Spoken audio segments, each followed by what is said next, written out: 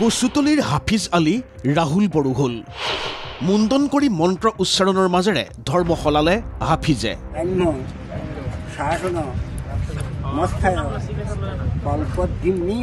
2 বছৰৰ পূৰ্বে ৰিজৱানা হোৱা ভূমিকা বৰুৱাই ঘূৰাই পালে আগৰ নাম। বঙাইগাঁৱত স্বধৰ্মলৈ উভতি আহিল 11টা পৰিয়াল।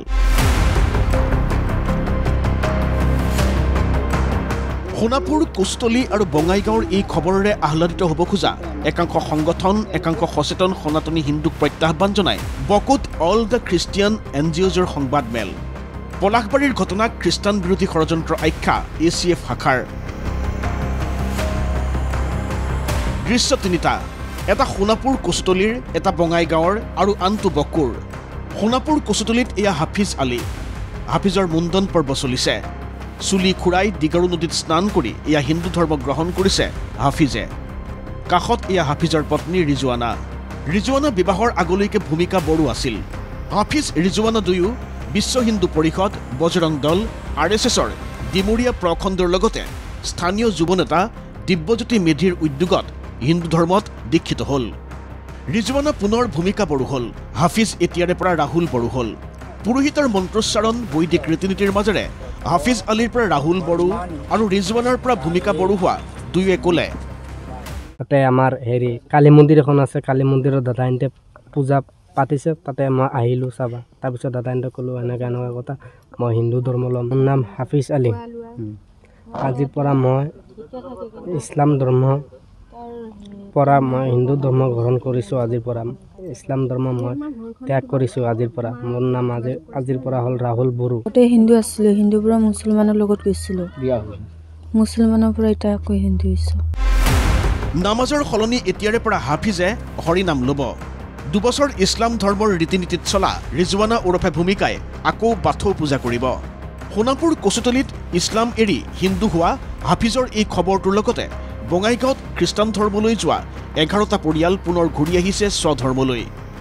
আৰু এই 11টা পৰিয়ালে কৈছে কেনেকৈ প্ৰলোভনেৰে হিন্দুৰ পৰা কৰা হৈছিল খ্ৰীষ্টিয়ান। কিন্তু এই প্ৰলোভন, হিলিং আদি চলি থকাৰ গুৰুতৰ অভিযোগবোৰ, বহু অঞ্চলৰ পৰা অহা তথ্য প্ৰমাণবোৰ এইবোৰক পোনচাতেই নাকচ কৰাৰ লগতে খ্ৰীষ্টানৰ বহুকেইটা সংগঠনে পলাশবাৰীৰ ভেলেৰা গাঁৱৰ ঘটনাৰ দিছে অন্য বিৱৰণ। নভোজ খাবলৈ যাওঁতে অযথা হাৰাশাস্তিৰ আনিছে অভিযোগ। আমি নিতুমণি দাসৰ ঘৰত গৈছিলোঁ, আমাৰ ভাত খাবলৈ মাতিছিলে।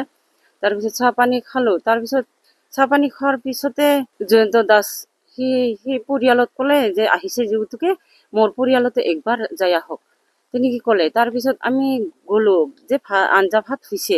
তাৰপিছত সেইখিনি খাই আমি 2 মিনিট হ'ল না নাই আমি ওলাই গ'লোঁ। তাৰপিছত আমাক ৰাস্তাতে ভেটা মাৰি ধৰিলে। সিহঁতৰ ভেৰেলা গাঁৱৰ ল'ৰা। কামৰূপ আৰু গোৱালপাৰা খ্ৰীষ্টিয়ান ফৰাম খ্ৰীষ্টীয় বিশ্বাসীসকলে কওঁ যে ভেলোৰা গাঁৱত যাওঁতে কোনো অস্ত্ৰ বা জোং জাঠি আমি নিয়া নাই। সেই সম্পূৰ্ণ ভুৱা বাতৰিবোৰ প্ৰচাৰ কৰি আছে। প্ৰাৰ্থনাটো থাকে, কিন্তু আমাৰ প্ৰাৰ্থনা থাকে। কোনোবা যদি বেমাৰ হয় তেওঁবিলাকে প্ৰাৰ্থনা কৰিবলৈ আহে, আমি প্ৰাৰ্থনা কৰোঁ। প্ৰাৰ্থনা কৰাৰ পিছত যদি তেখেতে ভাল হয়, দৰকাৰ নহয় এইটো খ্ৰীষ্টান হ'ব লাগে, সেইটো নহয়। প্ৰাৰ্থনা কৰাৰ পিছত ভাল হোৱাৰ পিছত তেখেতে ইচ্ছা, সি আৰু খ্ৰীষ্টান হ'ব পাৰে, নহ'ব পাৰে, সেইটো আমাৰ জবৰদস্তি নকৰোঁ। জবৰদস্তি আমাৰ তেনেকুৱা নাই, মিছা ভপত দিছে এইটো। ইফালে আছাম খ্ৰীষ্টিয়ান ফৰামৰ মুখপাত্ৰ এলেন ব্ৰুকছৰ এখন পত্ৰতো মিছনেৰীৰ আগ্ৰাসন ৰোধৰ চেষ্টাবোৰক ষড়যন্ত্ৰ আখ্যা দিয়াহে দেখা গৈছে। যি কি নহওক, ৰাজ্যত 65-35ৰ হিচাপ নিকাচৰ মাজত খ্ৰীষ্টিয়ান মিছনেৰীৰ আগ্ৰাসন বেছি ভয়াৱহ বুলি কৈ আহিছে হিন্দুত্ববাদী সংগঠনে। আৰু ইয়াৰ মাজতে ধৰ্মান্তৰকৰণৰ 3খন ছবিয়ে যেন কৈ গৈছে বহু কথা। বকুৰ পৰা কুলেন্দু কলিতা, সোণাপুৰৰ পৰা চন্দন শৰ্মা আৰু বঙাইগাঁৱৰ পৰা কুলেন্দ্ৰ শইকীয়াৰ সহযোগত ব্যুৰো ৰিপৰ্ট ND24।